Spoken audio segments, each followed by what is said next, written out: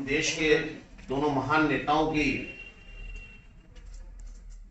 तिथि पर नमन करने यहाँ पर उपस्थित हुए हैं।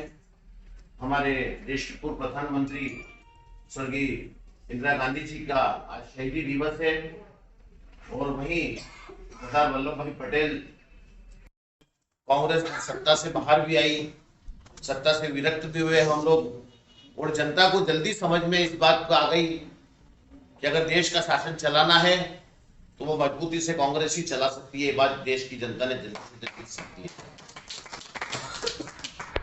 इस समय कांग्रेस पूरी तरह से हम लोग संघर्षरत हैं।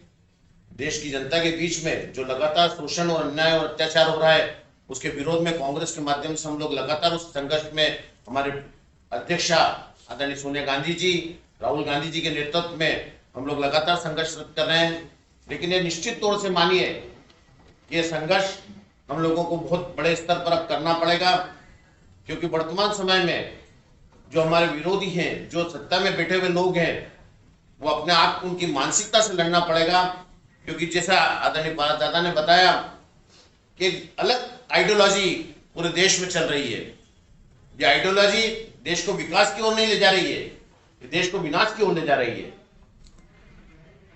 चंद लोगों के हाथ में सत्ता सौंपकर देश को निचोड़ने का जो षड्यंत्र चल रहा है, उसके लिए कांग्रेस जन को एकजुट होकर इस लड़ाई को आगे लड़ना पड़ेगा। ये समय अब हमारे पास आ गया है। देश के वर्तमान स्वरूप जो हमारे नेता, कांग्रेस के वरिष्ठ नेता, लौह पुरुष आदरणीय सरदार वल्लभ भाई पटेल ने जो देश की एक संरचना सोची थी, छोटे छोटे रियासतों को मिलाया था, देश को टुकड़ों में बंटने से बचाया था, पूरी देश की संप्रभुता को एक साथ लेकर उन्होंने जो देश का संगठन और संरचना करी थी, उसको अक्षुण्ण रखने के लिए आपको और हमको और कांग्रेस जनों को संकल्प लेना पड़ेगा और संघर्ष करना पड़ेगा। ये वर्तमान परिस्थिति इस प्रकार की बन रही है।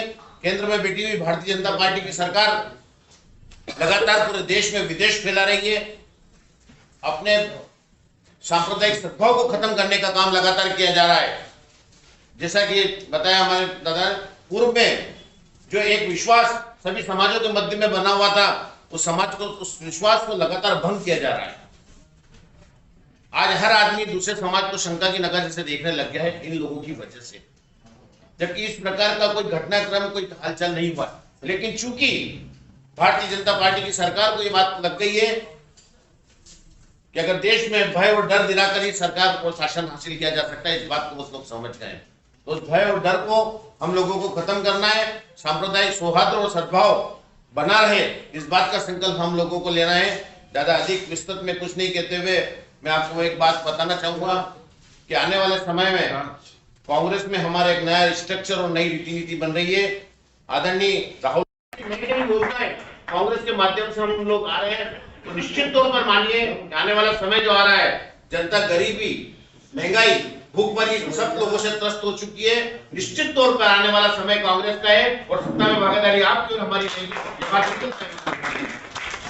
ये समय के आने वाले समय के लिए हम लोगों को संघर्ष के लिए तैयार रहना है।